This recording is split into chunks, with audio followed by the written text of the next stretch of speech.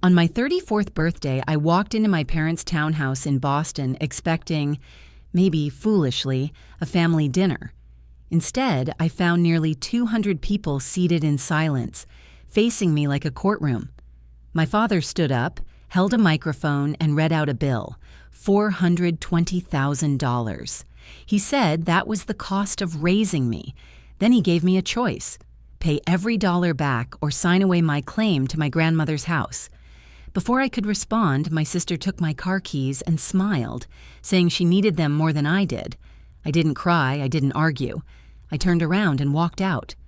4 days later, my phone wouldn't stop ringing, but I didn't answer, because none of them had actually read my grandmother's will. I should have known better. When my mother called a week before my 34th birthday and said, "We're doing something small this year," I felt a flicker of hope I hadn't earned. The Brooks family didn't do small, we did appearances. We did carefully curated moments that looked generous from the outside and transactional from the inside. Still, I said yes. I drove to my parents' townhouse in Beacon Hill just after sunset, the narrow streets glowing under old street lamps. Boston felt especially quiet that evening, the kind of calm that makes you think something important is about to happen. The townhouse lights were on, every floor. Cars lined the street. Not just my parents' friends' cars, but unfamiliar ones, expensive ones. I parked a block away and checked my phone. No missed calls, no messages. The front door was unlocked. The moment I stepped inside, the air changed. There was no music, no chatter, no smell of food, just silence. The living room had been rearranged beyond recognition. Rows of folding chairs filled the space, all facing a long table at the far end. Every chair was occupied. Aunts, uncles, cousins I barely knew, my parents' business associates, old family friends, even a few neighbors who had watched me grow up and never once asked how I was doing. Nearly 200 people. All of them turned to look at me at once. I froze in the doorway. Natalie Brooks, 34 years old, standing alone like I'd walked into the wrong room of my own life. "Natalie," my sister Sienna said brightly, appearing at my side. Her smile was flawless, practiced. "You're here. Good." "What is this?" I whispered. She slipped her arm through mine and guided me forward. "Just stand by the table. Dad's about to explain." "Explain what?" As we walked, I noticed what wasn't there. No cake, no balloons, no birthday cards. This wasn't a celebration. This was a setup. My father stood as I reached the front of the room. Richard Brooks didn't rush. He waited until the silence was complete, until every eye had settled. Then he picked up a microphone from the table. "Thank you all for coming," he said. "Tonight our family needs to address a long overdue issue." My stomach tightened. "For 34 years," he continued, turning toward me, "your mother and I have supported our daughter in every way possible. Financially, emotionally, educationally." He reached down and lifted a thick stack of papers. "This," he said, "is a complete accounting of every dollar we spent raising Natalie Brooks." A murmur rippled through the room. I felt heat rise to my face. My mother sat beside him, hands folded tightly in her lap, eyes fixed on the papers as if they might absolve her of something. My father flipped to the last page. "The total," he said calmly, "comes to $420,000. The number hit the room like a dropped plate. Someone gasped. Someone else whispered my name. "You can't be serious," I said, my voice sounding distant even to me. He raised a hand. "I'm not finished." He slid 2 documents across the table toward me. "You have a choice," he said. "You can repay us in full, or you can sign away your claim to your grandmother's house." My breath caught. "My claim to what?" "Don't insult us," he said. "The house in Salem. You know exactly what I'm talking about." I didn't. I hadn't even known there was a will. Before I could say another word, Sienna stepped forward. She reached into my purse, fingers quick and confident, and pulled out my car keys. "Oh, and this," she said lightly, holding them up. "Dad already transferred the title to me. I need it more than you do right now." The room buzzed. I looked from her to my parents. No one stopped her. No one objected. That was the moment something inside me went quiet. Not broken, clear. I thought of my grandmother, Dorothy Lane, the only person who had ever told me that my worth wasn't something to be negotiated, the woman I'd spent years caring for while everyone else debated convenience. I took a breath. I'm not signing anything, I said. My father's expression hardened. Then you're choosing to walk away from this family. I looked around the room, at the faces watching, waiting. I set my purse down gently on the floor. Then I turned around and walked out. No one followed me. As the door closed behind me, I didn't feel loss. I felt certainty. And I didn't yet know that 4 days later, they would all be calling me non-stop, because none of them had actually read my grandmother's will. If this story touched you, please subscribe to the channel. Your support helps this space grow and brings you more quiet stories like this. Thank you for listening. The night air outside the townhouse felt sharper than it had a moment before, like Boston itself had turned its back on me. I stood on the steps for a second, listening. Nothing. No footsteps behind me. No one calling my name. The door stayed closed, sealing in 200 people who had just watched my parents put a price tag on my existence. I walked until my legs started to shake. A few blocks away, I stopped beneath a street lamp and checked my phone. One message blinked onto the screen, already waiting. Ethan, I'm nearby. Do you want me to come get you? Ethan Moore had been my best friend since college, the only person who had ever seen my family up close and never tried to explain them away. Yes, I typed. He arrived in less than 5 minutes. I got into the passenger seat without speaking. He didn't ask questions. He just handed me a bottle of water and pulled into traffic. For a while, the city passed us in silence. Brick buildings, closed shops, the Charles River glinting faintly under the lights. They really did it, didn't they? Ethan said finally. They charged me, I replied, for being born. He swore under his breath. Natalie, that wasn't a conversation. That was a public execution. I rested my forehead against the window, and everyone watched. At my apartment, Ethan insisted on staying. He sat on the couch while I paced the living room, replaying the night frame by frame. My father's voice through the microphone, my mother's silence, Sienna's smile as she took my keys. I should have known, I said quietly. Ethan looked up. Known what? That it wasn't a birthday dinner. That it was a trap. I stopped pacing. They've never celebrated me. Why would they start now? He didn't answer, because we both knew the truth. That night, sleep refused to come. I lay awake staring at the ceiling, memories lining up like evidence. The scholarship I earned at 17, acknowledged with a nod because Sienna had a recital the same day. Graduating top of my nursing class, overshadowed by my father's disappointment that I hadn't gone into business.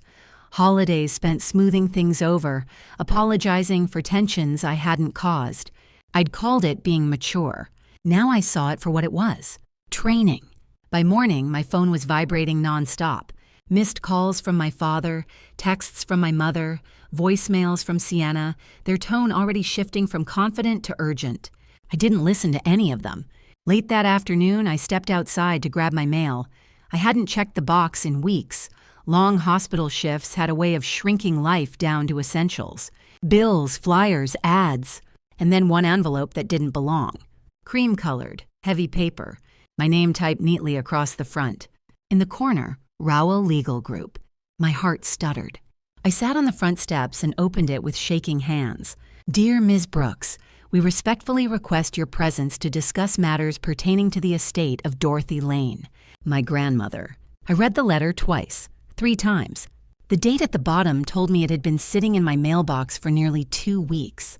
Ethan found me still sitting there when he came out to check on me. Lawyer, he asked? I nodded. His expression darkened. Natalie, when did Sienna ask you about a lawyer? The memory surfaced instantly, her voice on the phone days before my birthday. Have you heard from a lawyer? Anything about Grandma's estate? My stomach dropped. They knew, I whispered, or they suspected. That evening, my phone rang again. This time, I answered. My father's voice was clipped, controlled. Natalie, we need to talk. There's nothing to talk about, I said. You embarrassed us last night. I laughed, short and bitter. You put me on trial in front of 200 people. That was accountability. No, I said, that was desperation. He paused. Have you received any mail recently? There it was. I'm done, I replied and hung up. I turned my phone off completely. That night, I pulled out the small wooden box my grandmother had given me before she died. I'd kept it untouched, like opening it would make her absence permanent.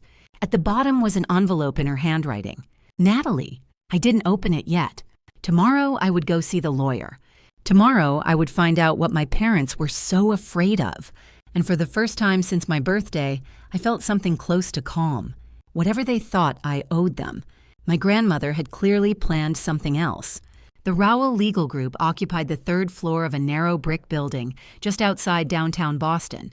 Nothing about it looked dramatic. No marble columns, no intimidating glass walls, just a brass plaque by the door and a quiet hallway that smelled faintly of old paper and coffee. Ethan waited in the car this time. I told him I'd be fine. I wasn't sure that was true. Inside, a receptionist smiled politely and asked me to take a seat. My foot bounced against the carpet as I stared at a framed photo of sailboats on the wall, my thoughts racing ahead of me. Estate of Dorothy Lane. I'd assumed, like everyone else, that my grandmother's house would go to my mother, or be divided. That was how things worked in families like ours. Predictable. Controlled. "Ms. Brooks," a voice called. Vincent Rowell stood in the doorway. He was older than I expected, gray-haired with kind eyes and the calm posture of someone who had seen too many families fall apart over paperwork. "Please," he said, "come in."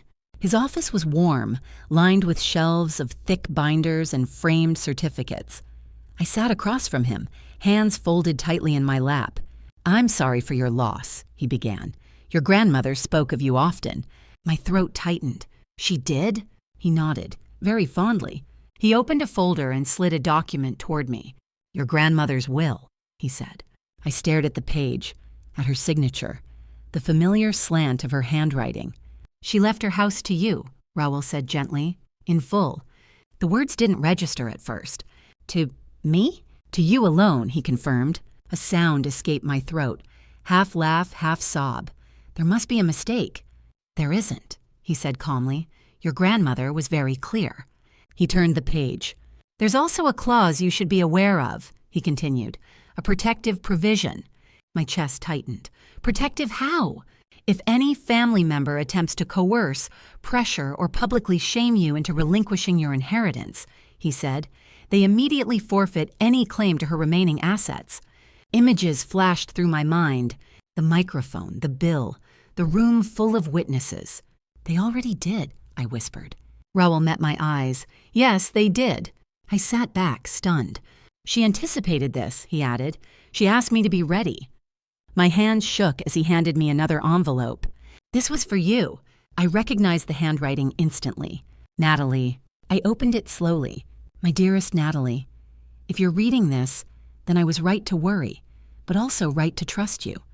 They will try to make you feel small, to tell you that love is something you owe back. It isn't. I left you the house because you were the one who stayed. You didn't ask what it would cost you. You just showed up. Mr. Rowell knows everything. Listen to him. Live like you deserve to." Tears blurred the page. Rowell waited, giving me time. "When were they told?" I asked eventually.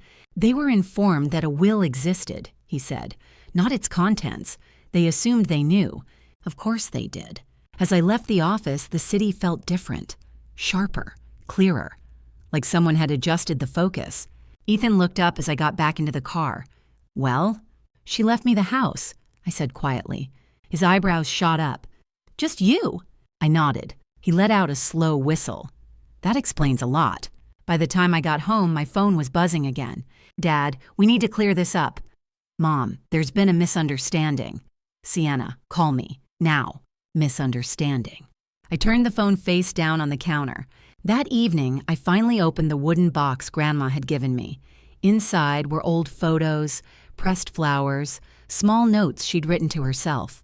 At the very bottom lay another folded paper, not sealed, not hidden.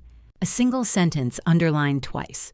"You are not responsible for who people become when you stop protecting them." I sat there for a long time, the house quiet around me. They thought they'd cornered me. They thought numbers and pressure and witnesses would make me fold.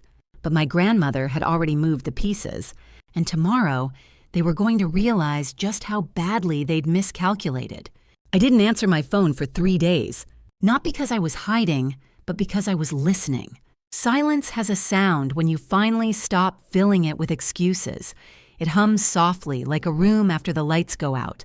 In that quiet, I replayed everything. My father's certainty, my mother's folded hands, Sienna's casual theft of my keys. They hadn't hesitated. Not once. That mattered. On the fourth morning, I turned my phone back on. It lit up like a warning flare. 36 missed calls from my father, 22 from my mother, 11 from Sienna. Voicemails stacked like unread verdicts. Ethan stood in my kitchen, pouring coffee. He didn't comment. He didn't need to. I listened to the first voicemail. "Natalie," my father said, his voice clipped and controlled. "There's been a misunderstanding. Call me back." The second was different, tighter, less rehearsed. "The situation is getting out of hand." By the sixth message, the tone shifted again. "We can fix this." I stopped there. Fix, as if what they'd done was a typo. That afternoon, there was a knock at my door. I checked the peephole. All three of them. They stood shoulder to shoulder in the hallway, dressed carefully, faces arranged into something that might have passed for concern. No audience this time, no microphone, no crowd to perform for. I opened the door but didn't step aside. "We need to talk," my mother said immediately. "So talk," I replied. My father cleared his throat. "We spoke to Mr. Rowell." I raised an eyebrow. "Already?" He ignored that. "There are complications." "No," I said calmly. "There are consequences." Sienna crossed her arms. "You're being dramatic." I looked at her. "You took my car." She flinched, just slightly. "That was temporary," she said. "Dad said."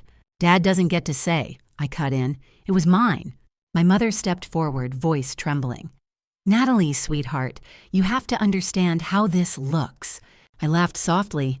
"You mean how it looked when you charged me $420,000 for existing?" Silence. My father tried again. "That house should stay with the family." "It did," I said. "With me." "You're tearing us apart," Sienna snapped. I met her gaze. "No, I stopped holding you together." My father's phone rang. He glanced at the screen, hesitated, then answered. "Yes," he said sharply. The voice on the other end was loud enough that I could hear it. "Richard, what did you do?" a woman demanded. "I just got off the phone with Vincent Rowell." My father's face drained of color. "Barbara, this isn't—" "He told me everything," she continued. "The clause, the public pressure. 200 witnesses, Richard. Do you understand what this means?"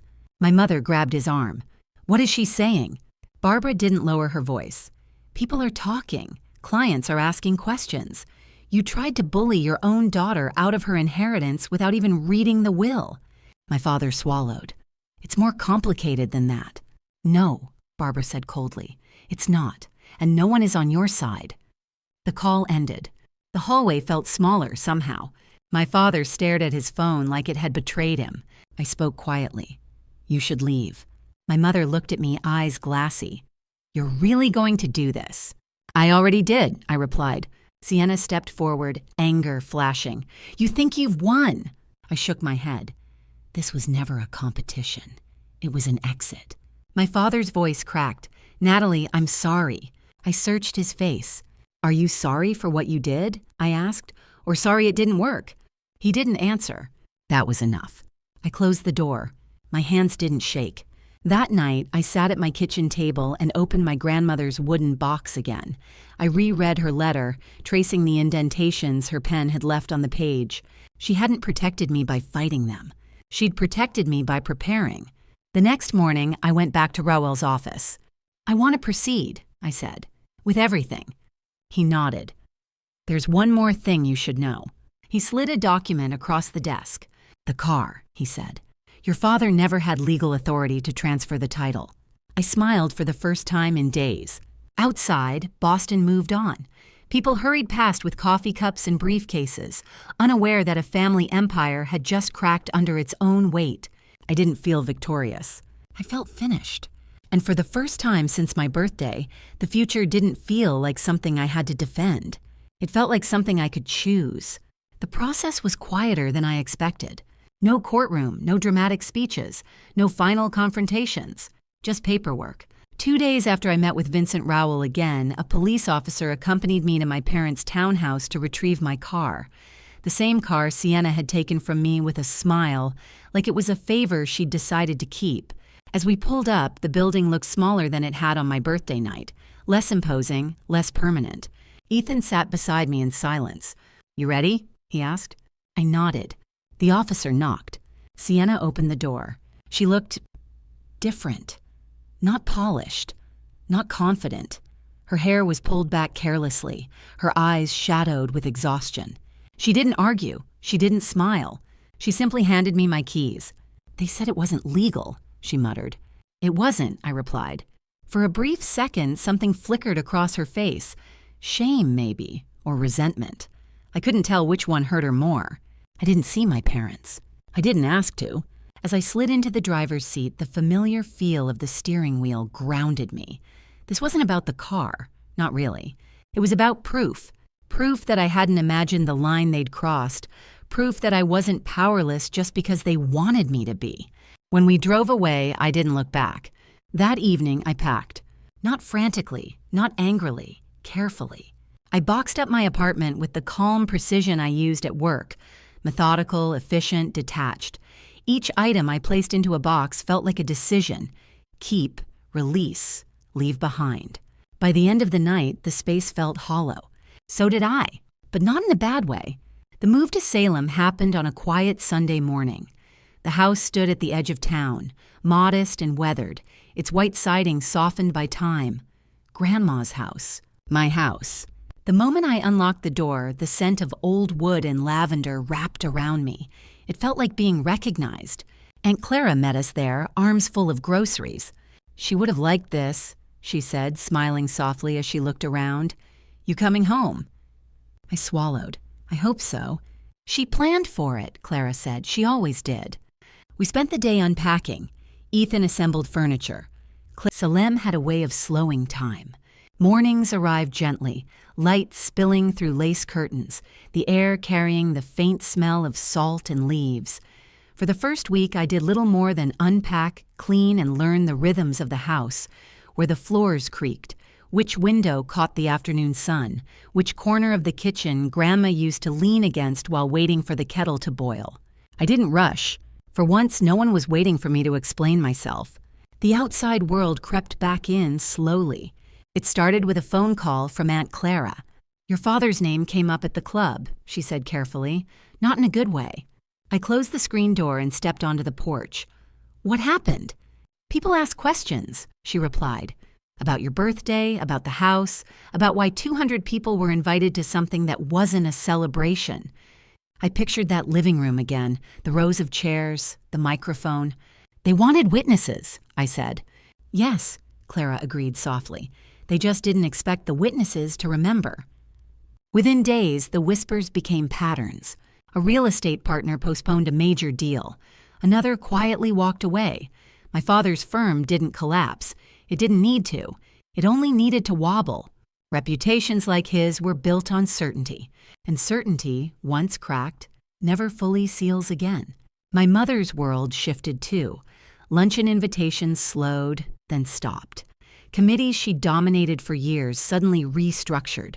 Friends she'd once spoken to daily became unreachable. I heard all of this secondhand. I didn't ask for details. I didn't need them. One afternoon, while I was sorting through a box of Grandma's old recipe cards, Ethan called. "You okay?" he asked. "I am," I said, surprised by how true it felt. He hesitated. "Your sister called me." That made me pause. "Why?" "She wanted to know how you were," he said. "I told her you were fine." And she sounded lost. The knock came just after sunset. Not urgent, not hesitant. Measured. I was in the kitchen, rinsing a mug, when I heard it. 3 steady taps against the front door. My first thought was Aunt Clara. My second was that it was too quiet for her. I dried my hands slowly. Through the glass, I saw them. My parents. No Sienna this time. They stood on the porch like guests who weren't sure they were welcome, but had decided to come anyway. My father's shoulders were stiff. My mother's hands were clasped tightly in front of her, knuckles pale. I didn't open the door right away. I watched them for a moment, the way you might watch a storm from inside, aware of its power but no longer in its path. Finally, I opened it halfway. "We need to talk," my father said. "So talk," I replied, keeping my hand on the door. My mother stepped forward. "Natalie, please, this has gone far enough." I almost smiled. "Far enough compared to what?" I asked. "Charging your daughter for being born?" She flinched. My father cleared his throat. "Things have changed." "Yes," I said, "they have." He looked past me into the house. Grandma's house. The soft lamplight. The quiet. "That property should stay in the family," he said carefully. "It did," I answered, "with me." My mother's voice trembled. "We didn't mean for things to happen the way they did." I met her eyes. "But you let them." Silence stretched between us. My father tried a different approach. "You don't understand the position this has put us in." I nodded. "I do. You're experiencing consequences without control." His jaw tightened. "We're still your parents," my mother said. "And I'm still your daughter," I replied, "which is why this conversation should have happened years ago, without witnesses." My father exhaled sharply. "Are you really going to shut us out?" I considered the question. "I'm not shutting you out," I said. "I'm refusing to be pulled back in." My mother's eyes filled with tears. "We just want things to go back to normal." "That was normal," I said softly. "That's the problem." For a moment, no one spoke. Then my father said quietly, "Your sister is struggling." I felt it then, a familiar tug, the old reflex to step in, smooth things over, make myself useful. I let it pass. "I'm sorry to hear that," I said, "but I can't fix it." "You're being cold," he snapped. "No," I replied, "I'm being honest." My mother reached out, touching the door frame. "If you walk away from us now, there may not be a way back." I looked at her hand, then back at her face. "There was a way back," I said. "You closed it when you put me on display." I stepped back slightly. "I wish you well," I added, "but I'm done." They stood there for a long moment as if waiting for me to change my mind. I didn't. When I closed the door, the sound was gentle, final without being dramatic. I leaned against it, heart steady. No shaking, no guilt, no rush to justify myself. Just relief. That night, I walked through the house, touching the walls lightly, as if acknowledging them. The kitchen, the living room, the small back room Grandma used to read in. On her desk sat one of her journals, left open to a page I hadn't read yet. "Some people will only love you when you agree to be small," she'd written. "Let them miss you at your full size." I closed the journal with a quiet laugh. At work the next day, I felt lighter, focused. When a supervisor asked me to take on a project I'd once avoided, I said yes without hesitation. Not because I wanted approval, because I wanted it. Later, Ethan called. "They came by your place," he said. "Your parents. I saw their car." "I know," I replied. And I didn't open the door all the way." He paused. "Proud of you." That evening, I sat on the porch as the sky deepened into blue, then black. The air was cool, peaceful. For years, I'd believed closure came from conversations, apologies, agreements. I'd been wrong. Closure came from choosing not to reopen doors that had only ever led to the same room. As night settled over Salem, I realized something important. This wasn't the end of the story. It was the part where the story finally belonged to me. After my parents drove away, the house felt unusually quiet. Not empty, settled. I stood in the entryway for a long moment, listening to the faint ticking of the old clock Grandma had kept on the wall. I'd noticed it before, but never like this. Its rhythm felt steady, reassuring, like a heartbeat that didn't depend on anyone else's approval. That night, I slept deeply. No dreams, no replaying conversations, no rehearsing arguments I might need later. Just rest. The next morning, sunlight streamed through the kitchen window, landing on the worn wooden table where Grandma and I used to sit with tea. I brewed coffee and opened my laptop, something I'd been putting off for weeks. Life logistics. Change had a way of piling those up. I started with the house, utilities, insurance, small repairs.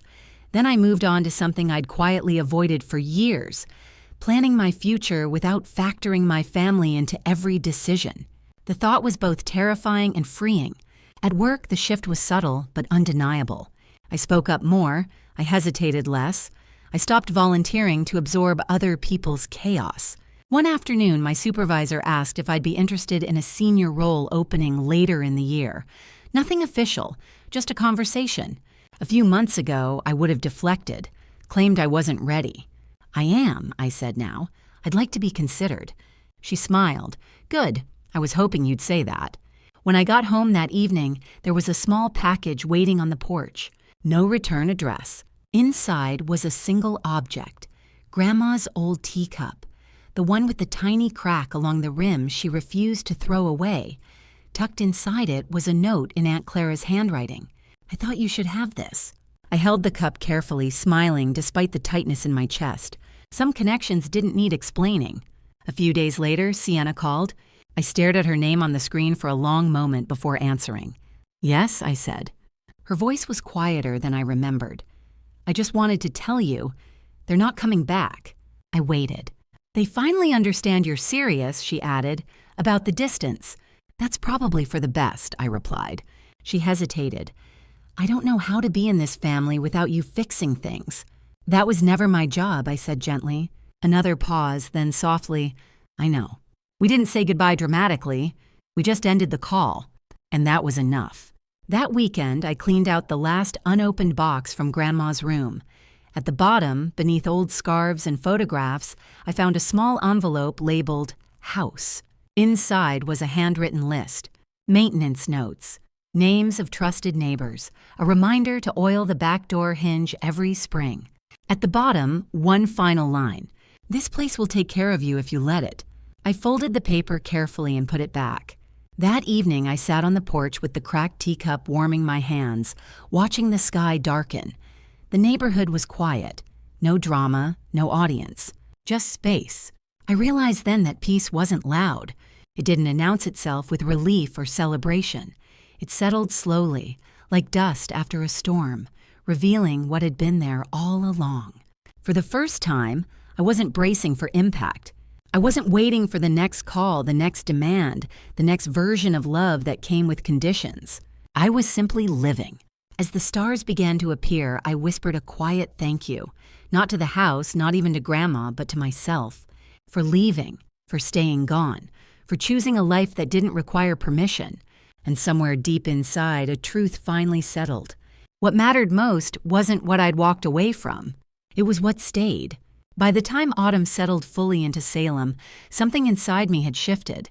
Not suddenly, not dramatically. It was more like realizing you'd been carrying a heavy bag for so long that you'd forgotten what it felt like to put it down, until one day you did, and your shoulders stayed relaxed. The world didn't end. It widened. I fell into a rhythm.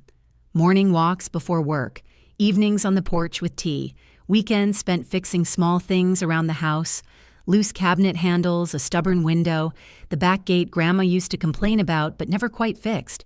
Each repair felt symbolic. I wasn't restoring the house. I was settling into it. The ripple effects from my birthday finally reached a kind of equilibrium, not peace, clarity. My father's firm didn't collapse, but it shrank, quietly. Deals slowed. Invitations stopped coming. People didn't accuse him of anything. They simply remembered. Reputations aren't destroyed by one moment. They're clarified by it. My mother withdrew from most social circles. According to Aunt Clara, she told people she was focusing on family. Which family exactly was unclear. Sienna stayed distant, until one evening she showed up unannounced. I saw her car from the kitchen window and felt that old instinct rise, the urge to brace myself. I didn't. When I opened the door, she stood there awkwardly, hands in her coat pockets. "I won't stay long," she said. "That's okay," I replied. We sat on opposite ends of the porch. The air was cool, the sky already darkening. "They're different now," she said quietly. "Not better, just smaller." I nodded. "That happens when control stops working." She looked down at her hands. I didn't know who I was without it. I didn't rush to comfort her. "That's something you get to figure out," I said. She swallowed. "Do you ever miss them?" I considered the question carefully. "I miss who I thought they were," I said. "I don't miss who they chose to be." She nodded slowly, like she'd been waiting for that answer. When she left, I felt no relief, no guilt, just neutrality. That surprised me the most. At work, things moved forward.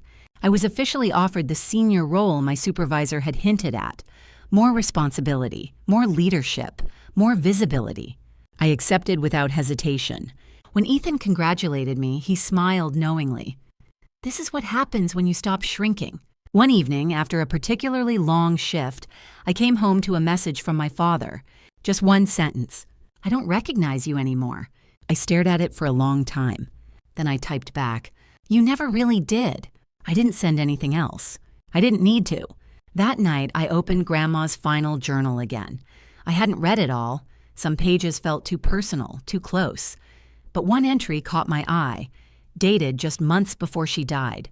"They think love is a ledger," she wrote. "You know better. That's why they fear you." I closed the journal and sat quietly, letting the truth of it settle. Fear had always been the undercurrent. Fear of losing control, fear of exposure, fear of a daughter who didn't need them to define herself. I hadn't caused that fear. I'd simply stopped cushioning it. As winter approached, I decorated the house lightly, a small wreath, soft lights along the porch railing. Nothing extravagant. This would be my first holiday season without my parents. The thought didn't hurt the way I'd expected. Instead, it felt honest. On the first cold night of December, I sat by the window with Grandma's cracked teacup warming my hands and watched snow begin to fall. Each flake drifted down quietly, without asking permission. I realized then that I wasn't angry anymore. Anger had been part of the journey, but it wasn't the destination. The destination was peace. Not the kind that comes from reconciliation or apologies. The kind that comes from knowing without doubt that you didn't abandon anyone. You simply stopped abandoning yourself. And tomorrow, there was only one part of the story left to tell.